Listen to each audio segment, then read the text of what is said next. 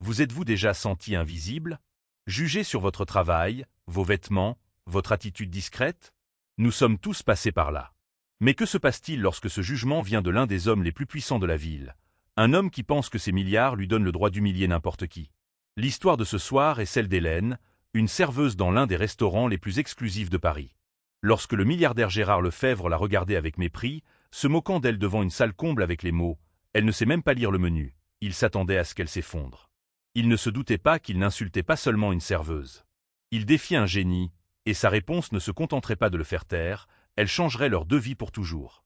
L'air à l'intérieur du ciel d'or était différent de celui de la rue parisienne animée.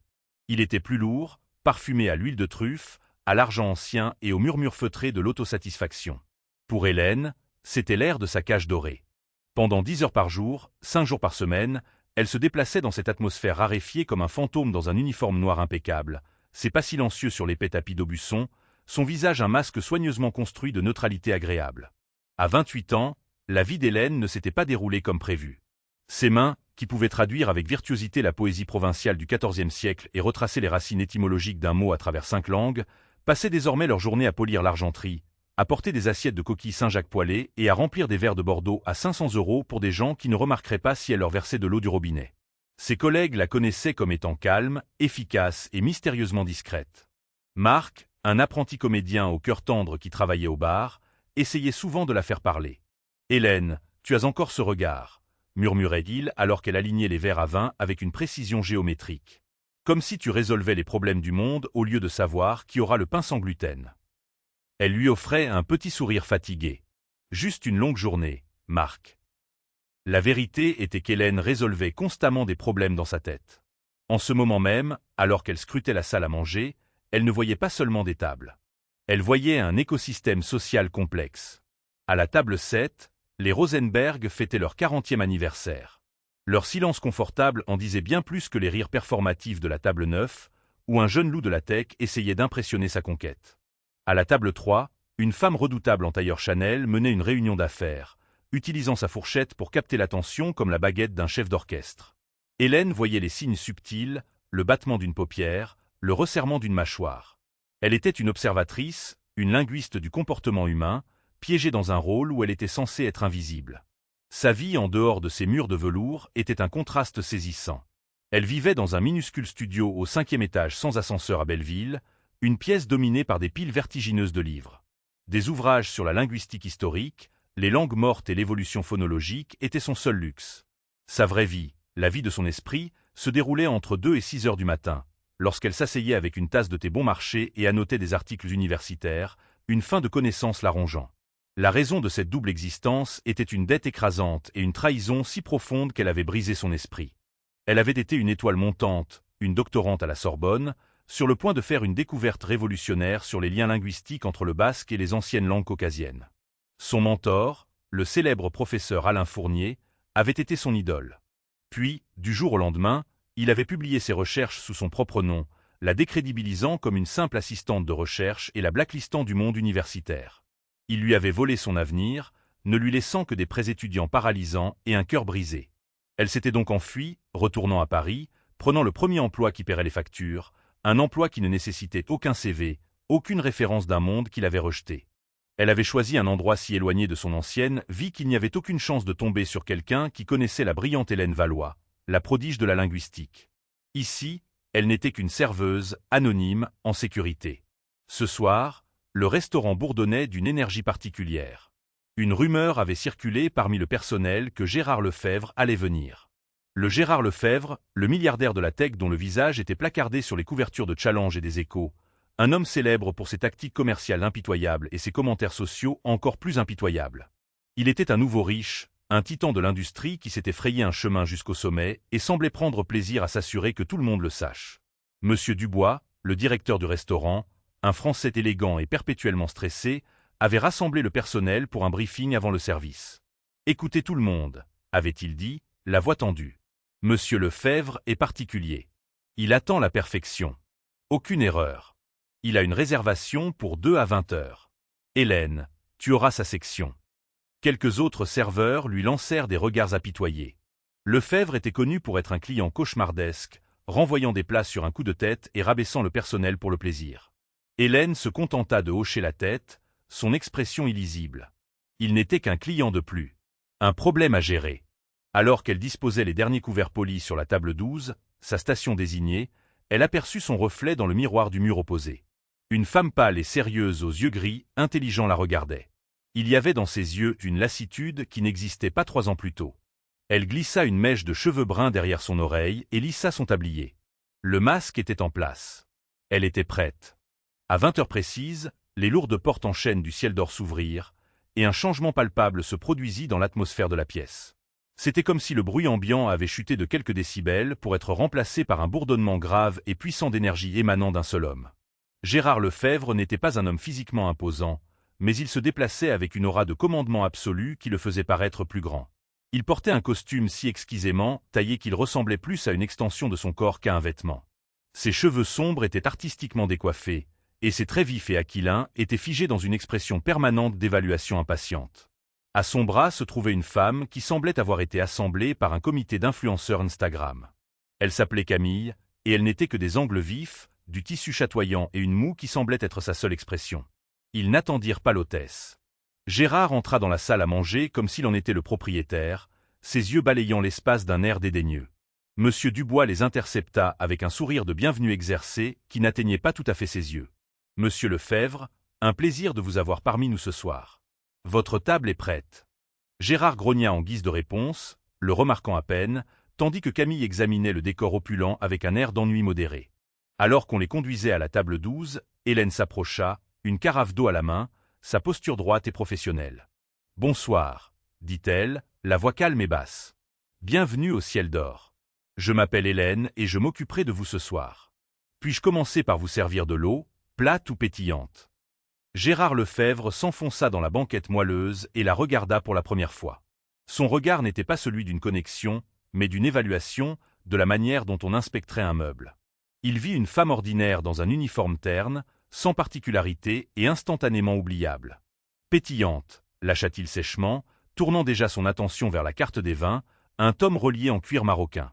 Camille, pendant ce temps, était occupée à prendre un selfie, inclinant son téléphone pour capturer le lustre en arrière-plan. « Et pour vous, madame ?» demanda Hélène, sa voix inébranlable. Camille leva les yeux de son téléphone, agacée par l'interruption. « Oh, peu importe. La même chose. » Hélène remplit leur verre et leur présenta les menus. C'était le premier test. Gérard l'écarta d'un geste de la main. « Je n'en aurai pas besoin. Nous commencerons par une bouteille du Cheval Blanc 98. » C'était un choix extravagant, une démonstration de pouvoir. Hélène fit un léger signe de tête respectueux. « Une excellente sélection, monsieur. » Elle se retira pour passer la commande, sentant ses yeux dans son dos. C'était une sensation à laquelle elle s'était habituée dans ce travail, la sensation d'être observée, mais pas vue. Quand elle revint avec le vin et accomplit le rituel de présentation du bouchon et de la première dégustation, il l'observa à chaque mouvement avec une intensité déconcertante, comme s'il cherchait une faille. Elle fut impeccable. Ses mouvements étaient économiques et gracieux, son expression sereine. Cela sembla l'irriter plus que si elle avait commis une maladresse. « Alors » dit-il en faisant tourner le liquide rouge foncé dans son verre, sa voix portant à travers la salle à manger feutrée, « Parlez-nous des suggestions du chef. » Hélène commença à réciter la liste soigneusement mémorisée. Ce soir, le chef propose un filet de bœuf poêlé avec un risotto au safran et une confiture de fenouil. « Arrêtez » l'interrompit Gérard en levant la main. Il tapota du doigt le menu devant Camille. Le menu, comme le nom du restaurant, était entièrement en français. Pas de sous-titres. Cela faisait partie du charme prétentieux de l'établissement, une barrière délibérée à l'entrée pour les non-initiés. « Ma petite amie, » dit-il, la voix empreinte de condescendance, n'est pas familière avec ces termes de province. Pourquoi ne lui expliquez-vous pas le menu, lentement ? Camille gloussa, un son aigu et tintant. « Oh, Gérard, tu es terrible. C'est du chinois pour moi. » Hélène maintint son calme, bien qu'elle sentît un serrement familier dans sa poitrine. Elle connaissait ce jeu. Il ne s'agissait pas d'aider Camille. Il s'agissait d'établir sa domination. « Bien sûr, » dit-elle poliment. « Avec plaisir. » Elle se tourna vers Camille. Le foie gras poêlé est servi avec une réduction de figues. Le carré d'agneau est en croûte d'herbe. Gérard la coupa de nouveau, un sourire cruel jouant sur ses lèvres. « Non, non, ce n'est pas ce que je voulais dire. Il pointa à un élément spécifique du menu. Le homard thermidor, façon du chef. Décrivez cela en détail. Parlez-lui de la façon du chef. Je veux savoir ce qui rend la manière de votre chef si spéciale. Il prononça le français avec un accent exagéré, presque brutal. Un trait commun chez les anglophones qui en savent juste assez pour être dangereux. Hélène pouvait entendre l'accentuation mal placée, les voyelles. Anglicises. C'était une performance. Elle prit une petite inspiration pour se calmer. Bien sûr, monsieur. Le homard thermidor est un plat français classique. La chair du homard est cuite dans une sauce au vin riche, replacée dans la carapace et gratinée. La méthode particulière de notre chef, sa façon, implique une sauce béchamel infusée au cognac avec une pointe d'estragon et du gruyère gratiné jusqu'à ce qu'il soit doré. Gérard se pencha en arrière, un air de triomphe sur le visage. Il n'avait pas écouté la description. Il avait attendu. Il se tourna vers Camille, sa voix assez forte pour que les tables environnantes entendent clairement. « Tu vois, c'est pathétique », annonça-t-il. Ils font mémoriser à ces filles quelques mots chics comme des perroquets, mais elles n'ont aucune idée de ce qu'elles disent réellement. Ce ne sont que des sons. Il regarda ensuite directement Hélène, ses yeux froids et dédaigneux. C'est une perte de temps de vous demander. Il est clair que vous ne parlez pas vraiment la langue. Regardez-la. Il fit un geste dédaigneux de la main. Elle ne sait même pas lire le menu.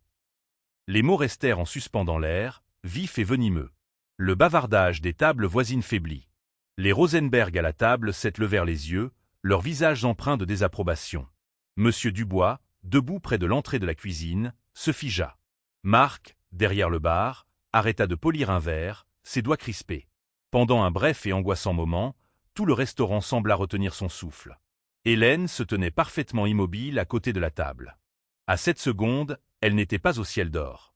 Elle était de retour à Paris, dans le bureau du professeur Fournier, la pitié condescendante dans ses yeux alors qu'il lui disait qu'elle avait mal compris son rôle, que son travail n'était qu'un tremplin pour son propre génie. La même humiliation, la même cruauté désinvolte, la même supposition qu'elle n'était rien. Un feu qu'elle croyait éteint depuis longtemps s'enflamma au plus profond d'elle. Il consuma le brouillard de l'anonymat et le manteau de la serveuse soumise. Son masque de neutralité agréable ne se fissura pas. Il se dissolut. Sa colonne vertébrale se redressa, si cela était possible. Elle leva légèrement le menton, et lorsque ses yeux gris rencontrèrent ceux de Gérard Lefebvre, ils n'étaient plus fatigués ou déférents. Ils étaient aussi vifs et clairs que de la glace. Le silence à la table 12 s'étira, devenant lourd et chargé. Gérard Lefebvre se pencha en arrière avec un sourire satisfait, s'attendant à ce qu'Hélène balbutie des excuses, rougisse de honte, s'enfuit vaincue. Camille reflétait son expression, regardant Hélène comme si elle était un chewing-gum collé à sa chaussure. Hélène ne bougea pas. Elle se contenta de soutenir son regard. Quand elle parla enfin, sa voix était différente. La politesse discrète du secteur des services avait disparu. À sa place, il y avait un ton d'autorité nette et froide, et l'accent n'était plus l'américain standard plat qu'elle utilisait pour son travail. C'était la cadence liquide et sans faille d'une Parisienne de souche. « Pardonnez-moi, monsieur », commença-t-elle, sa voix résonnant avec une clarté qui trancha l'ambiance feutrée du restaurant. « Vous semblez être dans l'erreur. » Le sourire narquois de Gérard vacilla. Le français était parfait, non seulement grammaticalement correct, mais phonétiquement parfait. La liaison subtile entre les mots, le R uvulaire doux, les voyelles précises et non américanisées. C'était le français de l'élite instruite, celui qu'on entendait dans les amphithéâtres de la Sorbonne, pas dans les salles à manger de Paris. Elle continua, son français coulant comme de la poésie, ses yeux ne quittant jamais les siens. En fait, je peux vous assurer que ma compréhension du menu est tout à fait adéquate. Et concernant votre choix de vin, le Cheval Blanc 98 est en effet un millésime formidable, un assemblage de Cabernet Franc et de Merlot réputé pour sa structure et sa longévité. Cependant, si je puis me permettre, le profil tannique et les notes terreuses de ce vin particulier pourraient légèrement dominer la délicatesse d'un plat comme le homard thermidor. La mâchoire de Camille se décrocha. Le visage de Gérard, qui avait été un masque de certitude arrogante, commençait à montrer des fissures de confusion. Il comprenait les mots, mais le contexte, la source, était impossible. Hélène ne s'arrêta pas là. Elle fit un geste gracieux vers le menu. Le mot « thermidor » lui-même, vous savez, n'est pas simplement un terme culinaire. Il provient du calendrier républicain français, du « mois de la chaleur ». La pièce de Victorien Sardou, Thermidor, a été créée à la Comédie-Française et le plat a été nommé en son honneur par le grand chef Auguste Escoffier. C'est un plat chargé d'histoire, pas seulement de fromage. L'air était électrique. À la table voisine, le banquier d'affaires, qui se vantait bruyamment de son voyage à Cannes, était maintenant bouche bée, son verre de vin à mi-chemin de ses lèvres. Monsieur Dubois avait fait quelques pas en avant depuis la cuisine, un air de stupéfaction totale sur le visage. Marc se penchait par-dessus le bar, souriant jusqu'aux oreilles. Hélène déplaça alors son regard vers la carte des vins dans la main de Gérard, comme s'il était un étudiant qu'elle guidait patiemment. Si vous cherchez un accord qui mettrait en valeur à la fois le homard et le vin, je suggérerais plutôt de commencer par le homard, peut-être associé à un meursault premier cru dont le caractère beurré et la minéralité compléteraient la sauce à la crème. Ensuite, pour votre plat principal, disons le filet de bœuf Rossini. La richesse du foie gras et de la sauce aux truffes sur le filet s'accorderait magnifiquement avec la complexité de votre cheval blanc. Ce serait une progression plus logique, gastronomiquement parlant. Elle finit de parler et se tint dans un silence calme, les mains jointes devant elle. Elle ne l'avait pas seulement corrigé. Elle avait démantelé toute sa performance de sophistication.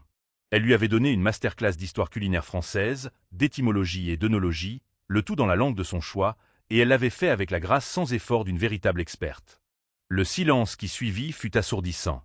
Gérard Lefebvre, l'homme qui faisait taire les conseils d'administration d'un seul mot, était sans voix. Son visage était une toile orageuse d'émotions, choc, incrédulité et une humiliation profonde et cuisante, bien plus puissante que celle qu'il avait tenté de lui infliger. Il ouvrit la bouche, puis la referma. Il n'y avait rien à dire. Il était venu avec un couteau à une fusillade pour découvrir que son adversaire était armé d'une arme nucléaire tactique. Camille regarda tour à tour Gérard et Hélène, son visage parfaitement maquillé un masque de confusion et d'horreur. « Gérard » murmura-t-elle, sa voix un sifflement paniqué. « Qu'est-ce qu'elle raconte ?» Gérard l'ignora. Il fixa Hélène, la voyant vraiment pour la première fois. Il vit l'intelligence vive dans ses yeux gris, la force inflexible de sa posture. Ce n'était pas une serveuse. Il ne savait pas ce qu'elle était, mais ce n'était pas une serveuse. Finalement, d'une voix à peine plus haute qu'un murmure, il demanda en anglais, par réflexe, « Who are you ?»« Qui êtes-vous » Hélène se permit un petit sourire presque imperceptible. Elle repassa à son accent français clair, la transition parfaite. « Je suis Hélène, » dit-elle simplement, « et je m'occuperai de vous ce soir. Maintenant, ajouta-t-elle, son ton redevenant celui d'une serveuse polie et efficace, dois-je suggérer ce meursault à notre sommelier pour votre entrée ? La question resta en suspens, un échec et mat final. Et parfait. Le milliardaire avait été réduit au silence. Le reste du repas fut une affaire surréaliste. Gérard Lefebvre, un homme dont la voix dominait chaque pièce où il entrait, fut rendu complètement muet. Il acquiesça aux suggestions d'Hélène, ses yeux la suivant avec un mélange d'admiration et de suspicion chaque fois qu'elle approchait de la table. Il toucha à peine à son cheval blanc. Camille, sentant le changement radical de pouvoir, resta silencieuse, picorant sa nourriture et jetant parfois un regard de respect terrifié à Hélène. Hélène, de son côté, fut une professionnelle consommée. Elle servit leurs plats, remplit leur eau et s'occupa d'eux avec la même efficacité discrète qu'auparavant. Mais la dynamique avait été irrévocablement modifiée. Elle n'était plus une servante invisible. Elle était une énigme qu'ils n'avaient pas réussi à résoudre, et sa présence tranquille dominait leur expérience. Quand ils partirent enfin, après avoir payé la note substantielle et laissé un pourboire si généreux qu'il s'agissait clairement d'excuses, Gérard s'arrêta à la porte. Il la regarda de l'autre côté de la salle, son expression indéchiffrable, avant de disparaître dans la nuit parisienne. Dès que la porte se referma, le personnel du restaurant expira collectivement. Marc se précipita vers elle. « Hélène, c'était légendaire. Je n'ai jamais vu personne le remettre à sa place comme ça. Où diable as-tu appris à parler comme ça ?» Monsieur Dubois s'approcha, son visage rayonnant d'une fierté presque paternelle. « Hélène, magnifique. Vraiment magnifique. J'ai toujours su qu'il y avait plus en vous. » Hélène sentit une vague d'épuisement la submerger, l'adrénaline de la confrontation s'estompant. Elle leur fit un faible sourire. « J'ai passé un peu de temps à la fac, » dit-elle, l'euphémisme du siècle. Plus tard cette nuit-là, bien après que la dernière table ait été débarrassée et que l'odeur d'huile de truffe ait été remplacée par l'odeur âcre du produit de nettoyage, Hélène rentra chez elle à travers les rues calmes de Belleville. La rencontre avait réveillé des fantômes qu'elle avait tant essayé d'enterrer. En montant les 5 étages jusqu'à son appartement, elle ne voyait pas les murs de plâtre fissurés du couloir. Elle voyait les cours ensoleillés de la Sorbonne. Elle pouvait sentir l'odeur du papier ancien de la bibliothèque Sainte-Geneviève, ressentir le frisson de la découverte qui avait été autrefois tout son monde. Elle déverrouilla sa porte et entra dans son sanctuaire de livres. Elle passa une main sur une tranche, le cheval, la roue et le langage. Un autre, grammaire complète de la langue proto-indo-européenne. Ce n'étaient pas seulement des livres.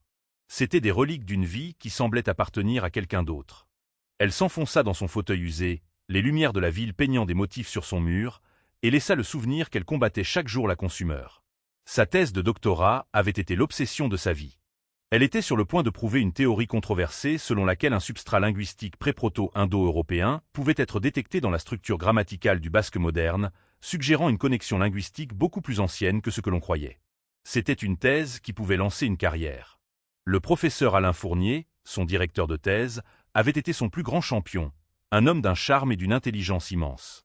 Il l'avait encouragé, célébré ses percées et l'avait poussé à creuser plus profondément. Elle se souvenait du jour où elle avait trouvé la dernière pièce du puzzle, un faible écho morphologique dans un obscur texte basque médiéval. Elle avait fait irruption dans son bureau, à bout de souffle d'excitation, étalant ses notes et ses diagrammes sur son vaste bureau en acajou. Il avait regardé son travail, ses yeux brillants. « C'est ça, Hélène, » avait-il dit. La voix pleine d'émerveillement. « C'est révolutionnaire. » Il lui avait dit de prendre une semaine de congé, d'aller fêter ça. Il commencerait, disait-il, à rédiger l'introduction de l'article qu'il co-signerait. Elle lui avait fait une confiance aveugle. Elle avait flotté dans Paris pendant une semaine dans un état de bonheur, son avenir s'étendant devant elle comme un boulevard ensoleillé. Elle revint pour trouver son monde en cendres. Une annonce de prépublication avait été envoyée à toutes les grandes revues de linguistique. Le professeur Alain Fournier découvre un ancien pont linguistique, titraient les journaux. L'article était entièrement le sien. Ses mots, ses données, ses conclusions. Son nom n'était mentionné qu'une seule fois, dans une note de bas de page. Avec mes remerciements à mon assistante de recherche, Hélène Valois, pour son travail d'archivage diligent. Quand elle l'avait confronté, ses preuves à la main, il n'avait même pas pris la peine de nier. Il l'avait regardée avec une sorte de pitié glaçante. « Ma chère Hélène, » avait-il dit en joignant le bout de ses doigts. « Vous êtes une chercheuse brillante, vraiment, mais vous n'avez pas la stature pour présenter quelque chose d'aussi monumental. Ce serait enterré dans l'obscurité. Venant de moi, cela changera le domaine. À long terme, c'est mieux pour la science elle-même. Vous devriez être fier du rôle que vous avez joué. » Il avait fait sonner cela comme une gentillesse. Il avait dépeint son vol comme un acte noble. Quand elle avait menacé de le dénoncer, il avait souri tristement. « Et qui pensez-vous qu'ils croiront ? Un professeur célèbre au sommet de sa carrière ou une étudiante diplômée inconnue et désemparée ? Soyez raisonnable. Ne gâchez pas ce qui reste de votre avenir. » Elle avait été brisée. Le monde universitaire, qu'elle avait vénéré comme une méritocratie de l'esprit, n'était qu'un autre panier de crabes. La trahison n'était pas seulement professionnelle, elle était profondément personnelle. Fournier avait été une figure paternelle. Son vol n'était pas seulement celui de son travail, mais de sa foi en l'humanité. Accablée de dettes de ses années d'études et avec toutes les portes universitaires maintenant discrètement fermées, elle s'était retirée. Elle s'était enfuie, se cachant à la vue de tous, dans une ville de plusieurs millions d'habitants, prenant un travail qui utilisait son corps mais laissait son esprit brillant intact, où la seule chose que l'on pouvait lui voler était une commande de bar. La rencontre avec Gérard Lefebvre avait arraché la croûte de cette blessure. Son arrogance, sa présomption de son ignorance, s'était Fournier tout craché, juste dans un costume plus cher. Mais cette fois, elle s'était défendue. Cette fois, son savoir avait été son bouclier et son épée. Une seule larme traça un chemin sur sa joue. Ce n'était pas une larme de tristesse, mais de quelque chose d'autre. Quelque chose qu'elle n'avait pas ressenti depuis très longtemps. C'était une étincelle, une lueur de la femme qu'elle était autrefois. La femme qui n'avait pas peur de laisser briller son intellect. Pour la première fois en 3 ans, Hélène Valois ne se sentait pas comme une victime. Elle se sentait comme une survivante qui venait de se souvenir qu'elle savait se battre. Et alors qu'elle s'endormait dans son fauteuil, entourée de ses livres, elle se demanda avec un étrange mélange d'appréhension et d'anticipation ce que l'aube apporterait. Gérard Lefebvre était un homme qui ne tolérait pas les questions en suspens, et la serveuse nommée Hélène était la plus grosse question en suspens qu'il ait rencontrée depuis des années. Le lendemain matin de son dîner au ciel d'or, il était assis dans son bureau pentouse surplombant le champ de Mars, l'énergie frénétique de la ville n'étant qu'une pâle imitation de l'agitation dans son propre esprit. Il n'avait pas dormi. La voix de cette femme, passant d'un français parfait à une intonation aristocratique, résonnait dans sa tête. Sa démolition calme de son arrogance tournait en boucle. Ce n'était pas seulement qu'elle l'avait embarrassé. Elle avait révélé une faille dans son armure. Il se vantait de pouvoir lire les gens, d'évaluer leur valeur et leur niveau de menace en quelques secondes. Il avait regardé Hélène Valois et vu une personne insignifiante. Il s'était trompé de manière catastrophique. Et s'il s'était trompé à son sujet, sur quoi d'autre se trompait-il? Son téléphone vibra, le tirant de ses pensées. C'était sa directrice de la communication, une femme vive et perpétuellement anxieuse nommée Caroline. « Gérard, nous avons un petit incendie à éteindre. »« Qu'est-ce que c'est » grogna-t-il, fixant un graphique de données complexes sur l'un de ses 6 moniteurs sans vraiment le voir. Il y a un article de blog qui fait le tour. C'est d'un blogueur culinaire, un type qui tient Le Gourmet Parisien. Il était au Ciel d'Or hier soir. Le titre de l'article est « La serveuse qui a donné une leçon à un titan, une leçon d'humilité à 500 € la bouteille ». Le sang de Gérard se glaça. « Lis-le-moi. » Caroline s'éclaircit la gorge. « Hier soir, j'ai été témoin de quelque chose d'extraordinaire. J'ai vu le milliardaire de la tech Gérard Lefebvre, un homme connu pour sa langue acérée, tenter de rabaisser sa serveuse. Il s'est moqué de son français, proclamant haut et fort qu'elle ne savait même pas lire le menu. Ce qui s'est passé ensuite était cinématographique. La serveuse, une femme discrète nommée Hélène, a procédé à un monologue de 5 minutes dans le français le plus impeccable que j'ai jamais entendu. Elle a donné une dissertation sur l'histoire du homard thermidor, déconstruit son accord mets-vin et suggéré une alternative gastronomiquement supérieure. Elle ne l'a pas seulement réduit au silence. Elle l'a désarmé intellectuellement. C'était un rappel stupéfiant que le génie peut se trouver là où on s'y attend le moins, et qu'un uniforme de service n'est pas une mesure de la valeur d'une personne. Gérard frappa son poing sur le bureau. « Supprime-le. »« Nous essayons, » dit Caroline, la voix tendue. Mais il a déjà été repris par quelques agrégateurs en ligne. Les commentaires ne sont pas en votre faveur. Ils appellent ça « l'arroseur arrosé de Lefebvre ». Les gens adorent les histoires de David contre Goliath. Il jura, se penchant en arrière dans son fauteuil et se frottant les tempes. C'était une distraction dont il n'avait pas besoin. Son projet phare, celui sur lequel il avait misé l'avenir de l'entreprise, était un gouffre financier et un échec spectaculaire. Il s'appelait Projet Babel, un ambitieux logiciel de traduction basé sur l'IA, conçu pour fournir une traduction instantanée et nuancée aux entreprises mondiales. Sur le papier, c'était impeccable. En pratique, c'était un désastre. L'IA pouvait traduire les mots, mais elle ne saisissait pas le contexte, la culture ou l'intention. Elle commettait des erreurs embarrassantes, parfois catastrophiques. Une négociation récente avec une entreprise japonaise avait failli échouer parce que l'IA avait traduit un titre honorifique japonais poli en un terme d'une familiarité grossière. Elle ne pouvait pas comprendre que la langue était plus qu'une collection de mots. C'était un système vivant et respirant d'histoire, de culture et de connexion humaine. Son équipe d'ingénieurs brillants, tous maîtres du code et des algorithmes, était désemparée. Ils ne pouvaient pas coder pour une nuance qu'ils ne comprenaient pas. Et maintenant ça, un cauchemar de relations publiques centré sur la langue. L'ironie était si épaisse qu'il pouvait la goûter. « Trouve-moi tout ce que tu peux sur elle », lança-t-il à Caroline.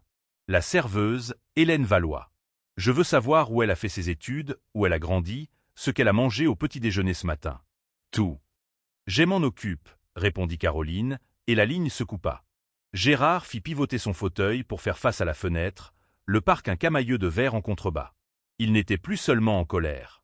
Il était intrigué. Profondément intrigué. Qui était cette femme? Une actrice en difficulté avec un don pour les langues? La fille d'un ex-diplomate tombé en disgrâce? Son équipe d'enquête, habituellement réservée à l'espionnage industriel et à la vérification des cibles d'acquisition d'1 milliard de dollars, fut étonnamment rapide. En moins de 3 heures, un dossier atterrit dans sa boîte de réception cryptée. Il était mince, mais ce qu'il contenait était stupéfiant. Hélène Valois. Née à Lyon. Licence de linguistique, Université Lumière Lyon 2, mention très bien. Doctorante en linguistique historique, Université Paris-Sorbonne, interrompue. La Sorbonne. Tout s'éclaira. Pas juste un cours de l'Alliance française. C'était une véritable universitaire. Le dossier notait son dossier stellaire, sa spécialisation dans les langues anciennes et obscures, et son départ brutal du programme de doctorat il y a 3 ans pour raisons personnelles. Après cela, la piste se refroidissait jusqu'à ce qu'elle refasse surface comme serveuse à Paris. Il y avait une montagne de dettes étudiantes enregistrées à son nom. Aucune présence sur les réseaux sociaux, aucune empreinte numérique à proprement parler. C'était un fantôme. Puis il vit le nom de son directeur de thèse, professeur Alain Fournier. Le nom lui était familier. Fournier avait publié un livre révolutionnaire il y a 3 ans. Gérard en avait même lu un résumé. Ses théories sur l'évolution linguistique avaient des applications potentielles pour son IA. Il ordonna à son équipe de retrouver l'article de Fournier. En parcourant le résumé, ses yeux se plissèrent. La date de publication était quelques semaines seulement après qu'Hélène se soit officiellement retirée de la Sorbonne. Le sujet était une théorie de niche, presque inconnue, reliant les langues basques et caucasiennes. C'était trop spécifique pour être une coïncidence. Et là, dans les remerciements, se trouvait son nom, relégué à une note de bas de page. Les pièces s'emboîtèrent dans son esprit avec la force d'un choc physique. Elle n'avait pas simplement interrompu ses études. Son travail avait été volé. Gérard Lefebvre était un homme d'affaires impitoyable. Il avait écrasé des concurrents et organisé des OPA hostiles. Mais il avait un code. Il croyait au mérite. On gagnait sa victoire. On ne la volait pas. Ce que Fournier avait fait était, dans son esprit, le péché ultime. Il avait volé la création d'un esprit brillant et l'avait fait passer pour la sienne. Il regarda l'article académique sur un écran et le mince dossier sur Hélène Valois sur un autre. Il vit les années d'études, la montagne de dettes, la fin abrupte d'une carrière prometteuse et la descente dans un travail subalterne. Il vit l'histoire derrière la femme qu'il avait si facilement humiliée. Son problème avec le blogueur culinaire lui parut soudain trivial. Sa crise avec le projet Babel, cependant, semblait maintenant inextricablement liée à la femme qui servait du homard dans un restaurant parisien. Ces ingénieurs essayaient d'apprendre à une machine à comprendre l'âme du langage. Ils échouaient. Et il venait de passer une soirée avec une femme qui avait l'âme du langage vivant en elle. La solution à son problème d'1 milliard d'euros ne se trouvait pas dans une ligne de code. Elle versait de l'eau pétillante pour gagner sa vie, cachant un monde de connaissances derrière un masque poli et neutre. Il prit son téléphone, mais il n'appela pas son équipe de communication. Il appela son chef de la sécurité. Trouver où habite Hélène Valois. Les jours d'Hélène retombèrent dans leur rythme familier et monotone. Mais quelque chose en elle avait changé. Le brouillard de résignation dans lequel elle vivait depuis 3 ans commençait à se dissiper. La rencontre avec Lefebvre, aussi troublante soit-elle, avait été un électrochoc pour son système, un rappel de son propre pouvoir dormant. Elle se surprit à passer plus de temps libre non seulement à lire, mais à écrire à nouveau, esquissant des idées pour de nouvelles recherches, le vieux feu intellectuel se ravivant lentement. Un samedi après-midi pluvieux, elle chercha refuge dans son endroit préféré de la ville, la salle de lecture Labrouste de la Bibliothèque nationale de France. Entourée de plafonds voûtés, d'arches majestueuses et du silence respectueux de milliers d'érudits, elle ressentit un semblant de la paix qu'elle avait autrefois trouvée dans les bibliothèques de la Sorbonne. Elle était nichée dans un coin tranquille, profondément absorbée par une analyse comparative du cunéiforme hittite, le monde extérieur et son travail de serveuse s'estompant en un murmure lointain. Mademoiselle Valois. La voix était basse et familière. Elle trancha sa concentration comme une lame. Elle leva les yeux, le cœur battant la chamade. Debout devant elle, l'air profondément déplacé dans son costume anthracite impeccablement taillé, se tenait Gérard Lefebvre. Il n'était flanqué ni de garde du corps ni d'un entourage. Il était seul, tenant un exemplaire d'un livre, une traduction de l'épopée de Gilgamech, comme si c'était un accessoire. Son premier instinct fut une vague de panique. Était-il venu se plaindre, la faire renvoyer? Elle ferma instinctivement son carnet, protégeant son travail. « Monsieur Lefebvre, dit-elle, la voix tendue et lasse. Qu'est-ce que vous faites ici ?» Il semblait tout aussi mal à l'aise qu'elle. Il fit un vague geste vers le livre dans sa main. Des recherches. C'était une excuse fragile, et ils le savaient tous les deux.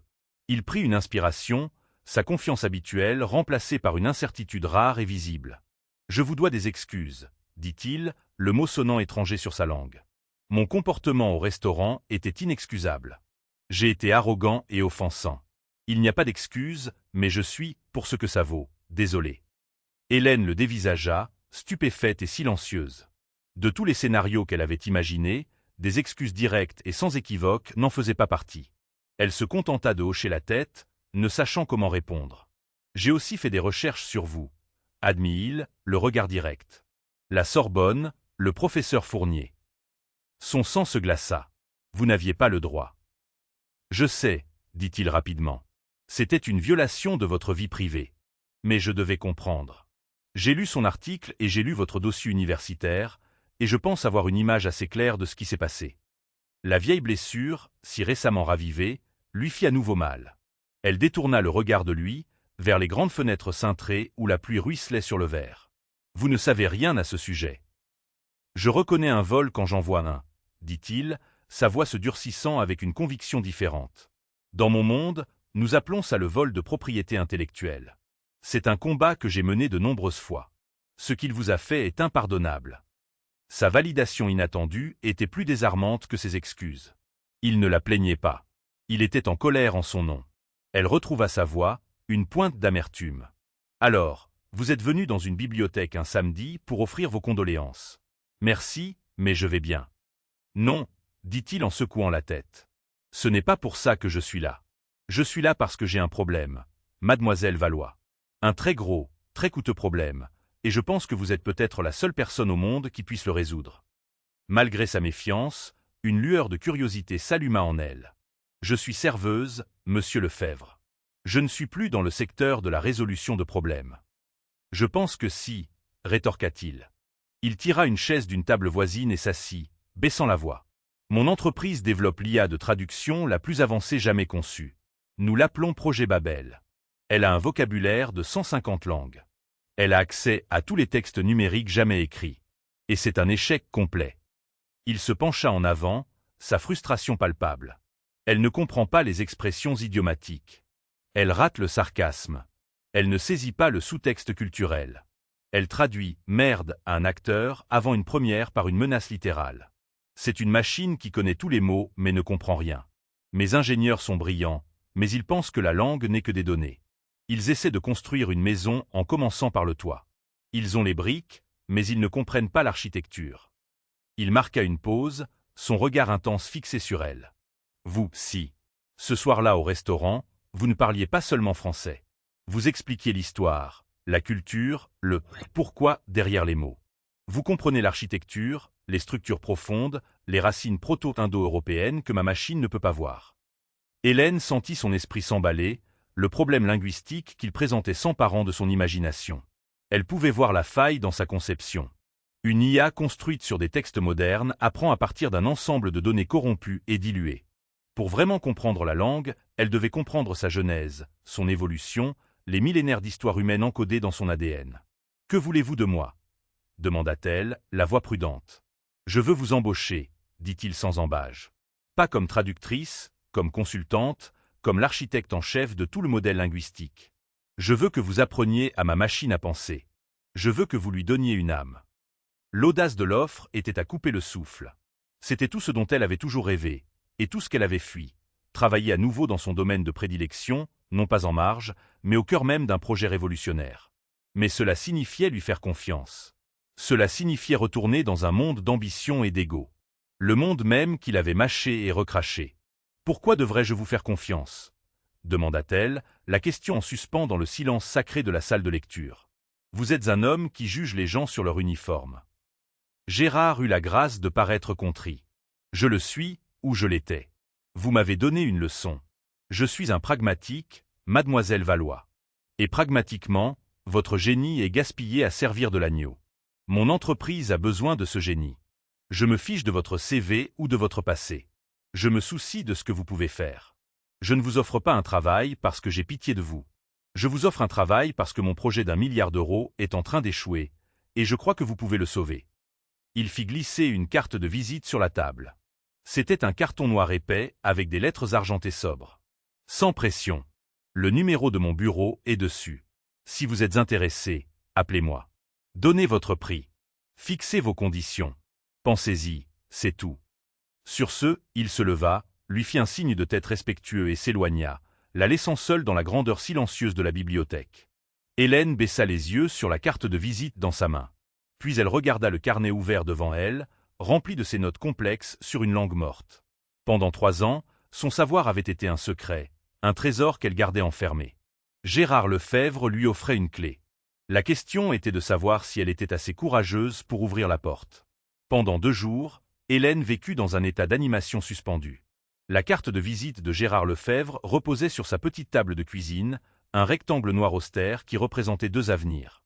Terriblement différents. L'un était le chemin sûr et anonyme qu'elle suivait, prévisible, douloureux, mais le sien. L'autre était un saut dans l'inconnu, un retour dans le monde des enjeux élevés et des grandes idées avec un homme en qui elle avait toutes les raisons de se méfier. Elle alla travailler au ciel d'or, accomplissant les gestes machinalement. Mais le restaurant ressemblait maintenant au décor d'une pièce qui n'était plus la sienne. Le tintement des verres, le murmure des clients fortunés, tout cela n'était qu'un bruit de fond. Son esprit était ailleurs, aux prises avec des algorithmes linguistiques et l'éthique de l'intelligence artificielle. Elle pensait au professeur Fournier. Sa peur était que Lefebvre ne soit qu'une version différente de lui, un homme qui utiliserait son génie et la rejetterait quand elle ne serait plus utile. Mais elle se souvenait aussi du regard de Lefebvre dans la bibliothèque. Ce n'était pas le regard d'un charmeur comme Fournier. C'était le regard brut et concentré d'un solutionneur de problèmes qui avait trouvé la pièce manquante de son puzzle. Et il n'avait pas offert de pitié. Il avait offert un défi.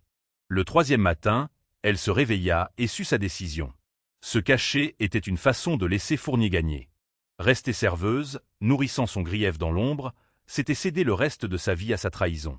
Accepter l'offre de Lefebvre était un pari, mais c'était un pari sur elle-même. Elle n'appela pas le numéro sur la carte. Cela la placerait sur son territoire, en position de supplication. À la place, elle tapa un courriel concis et professionnel. Objet, proposition projet Babel. Monsieur Lefebvre, j'ai examiné votre proposition. Je suis disposé à discuter d'un éventuel accord de consultation sous les conditions non négociables suivantes. 1. Titre, architecte linguistique en chef. Ce n'est pas un rôle de subordonné ou de conseillère. 2. Autonomie totale sur l'équipe de modélisation linguistique et la méthodologie. 3. Un salaire de 500 000 € par an, avec des primes de performance liées au jalon du projet. Ce chiffre est calculé pour éliminer ma dette d'études en 1 an et pourvoir à des recherches indépendantes. 4. Un crédit public sur le projet achevé, proportionnel à mon titre.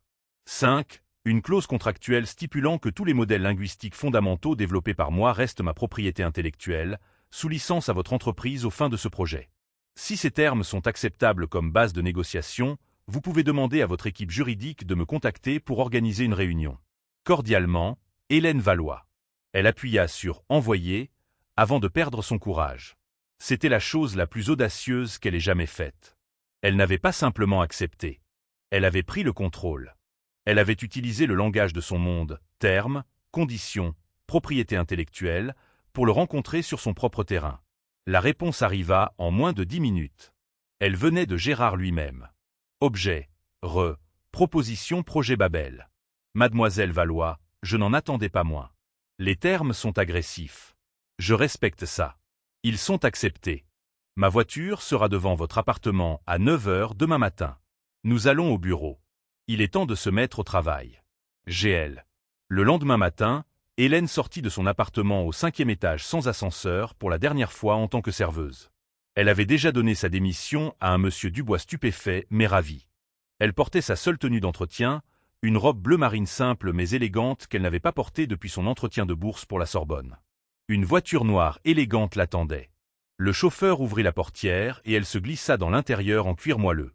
20 minutes plus tard, elle montait au dernier étage de la tour Lefebvre, la ville s'étalant sous elle. Le bureau était une cathédrale de verre et d'acier, bourdonnant d'une énergie. Calme et concentré. Gérard la rejoignit à l'ascenseur. Il n'était pas en costume, mais en jean et en pull noir uni. Il la regarda et, pour la première fois, il sourit. Ce n'était pas un sourire narquois, mais une véritable expression de respect. « Bienvenue, mademoiselle Valois. Laissez-moi vous présenter votre équipe. » Il la conduisit non pas à un bureau d'angle, mais au cœur de l'opération, une immense salle ouverte où des dizaines des meilleurs codeurs du monde étaient assis devant des écrans lumineux. Au centre de la pièce se trouvait un tableau blanc en verre du sol au plafond, entièrement vide. Gérard s'adressa à la salle. « Tout le monde, écoutez. Voici Hélène Valois. Elle est notre nouvelle architecte linguistique en chef. Le projet Babel, tel que nous le connaissons, est réinitialisé. À partir de ce moment, elle est en charge du modèle linguistique. Ce qu'elle dit fait loi. » Un murmure sceptique parcourut la salle d'ingénieurs. Il voyait une femme sans expérience en codage, sans expérience en entreprise. Il voyait une outsider. Hélène sentit la piqûre familière d'être sous-estimée. Mais cette fois, elle ne portait pas d'uniforme de serveuse. Elle se dirigea vers le centre de la pièce, prit un marqueur et se tourna vers l'immense tableau blanc. Elle ne commença pas par du code ou des algorithmes. Elle commença par dessiner un simple arbre. « C'est la famille des langues proto-indo-européennes », commença-t-elle, sa voix claire et confiante, résonnant dans l'espace caverneux. Elle commença à dessiner des branches, les étiquetant germaniques, italiques, helléniques, indo-iraniens. Sa main bougeait avec une aisance exercée, son savoir s'écoulant d'elle. « Votre IA échoue », dit-elle à la salle silencieuse de génie, parce que vous essayez de traduire les feuilles sans comprendre les branches, le tronc ou les racines. Vous lui apprenez l'anglais et le mandarin, mais vous ne lui avez pas appris d'où ils viennent. La langue n'est pas aléatoire. Elle a un code génétique. Nous n'allons pas apprendre plus de mots à cette machine. Nous allons lui apprendre à apprendre. Nous allons commencer à la racine. Elle passa l'heure suivante à cartographier l'évolution du langage humain. Son marqueur volait sur le tableau. Elle expliqua les changements de voyelles, les modifications morphologiques et les structures profondes et invisibles qui lient toutes les langues humaines entre elles. Elle parlait en français, mais elle utilisait des exemples du sanskrit, du grec ancien et du vieux norrois, expliquant chacun avec une clarté sans effort. Les ingénieurs regardaient, leur scepticisme se fondant en fascination, puis en admiration pure et simple. Ils n'écoutaient pas seulement une conférence. Ils regardaient une artiste à l'œuvre. Elle prenait cette chose désordonnée, chaotique et belle qu'est le langage humain et révélait le système logique et élégant qui se cachait en dessous. Elle était l'architecte, et elle leur tendait le plan de l'âme de leur machine. Quand elle reboucha enfin le marqueur, le tableau entier était rempli d'un diagramme d'une complexité à couper le souffle sur la connexion humaine. La pièce fut silencieuse un instant, puis l'un des ingénieurs principaux, un homme qui n'avait pas dit un mot, se mit à applaudir. Bientôt, toute la salle se joignit à lui. Gérard Lefebvre se tenait au fond, regardant tout se dérouler. Il voyait la femme qu'il avait tenté d'humilier commander le respect de ses esprits les plus brillants. Il la voyait non pas comme une serveuse, mais telle qu'elle était vraiment, un titan à part entière.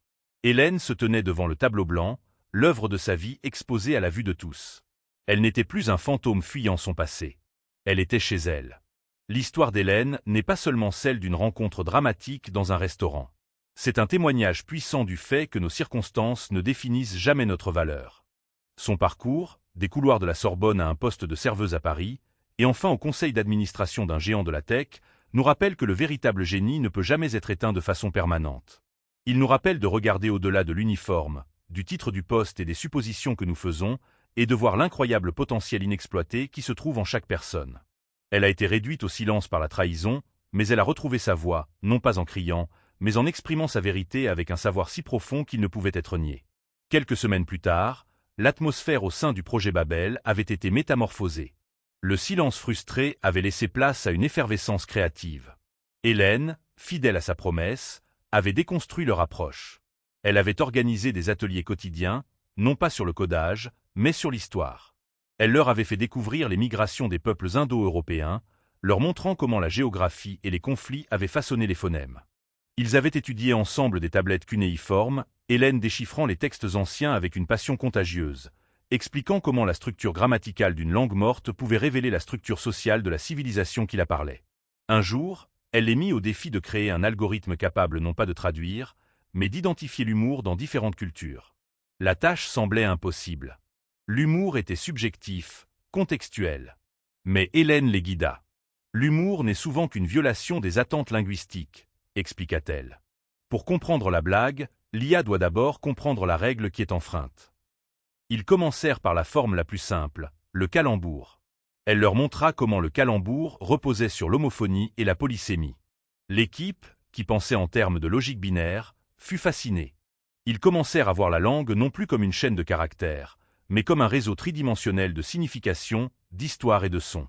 Hélène avait gagné leur respect, non pas par autorité, mais par une compétence et une passion pure. Elle ne leur donnait pas d'ordre, elle les invitait dans son monde et ils la suivaient avec enthousiasme. Un soir tard, alors qu'elle travaillait seule dans la grande salle, affinant un modèle sur l'évolution des prépositions romanes, Gérard Lefebvre s'approcha. Il ne dit rien pendant un moment, observant simplement les équations complexes et les arbres linguistiques qui remplissaient maintenant le tableau blanc géant. Le blogueur a publié un article de suivi, dit-il finalement. Hélène se retourna, surprise. Il a entendu dire qu'une consultante mystère avait été embauchée pour sauver le projet Babel. Il spécule que c'est la serveuse du ciel d'or. Hélène sentit une pointe d'appréhension. Et qu'allez-vous faire? Gérard eut un petit sourire. Caroline voulait publier un démenti. J'ai dit non. Laissez-les spéculer. La vérité, quand nous la révélerons, sera une bien meilleure histoire. Il y avait un respect mutuel dans leur silence. Il la voyait comme son égale, et elle voyait en lui non pas un tyran, mais un visionnaire qui, malgré ses défauts, reconnaissait le génie et était assez intelligent pour s'écarter de son chemin. Nous sommes sur le point de faire une percée, dit-elle en se tournant vers le tableau. L'IA commence à reconnaître non seulement le sens, mais aussi l'intention, en se basant sur la généalogie des mots choisis. C'est comme si elle développait une intuition. Gérard hocha la tête, les yeux fixés sur le travail d'Hélène. « Je n'en ai jamais douté, dit-il doucement. Pas depuis que vous m'avez expliqué l'histoire du homard thermidor. » Pour la première fois, Hélène rit, un son clair et libéré qui résonna dans le bureau silencieux. La blessure de son passé n'avait pas disparu, mais elle n'était plus une encre. C'était devenu une partie de son histoire, le prologue inattendu de sa véritable vocation. Elle n'était plus invisible. Elle était l'architecte d'un nouveau langage, et son travail ne faisait que commencer.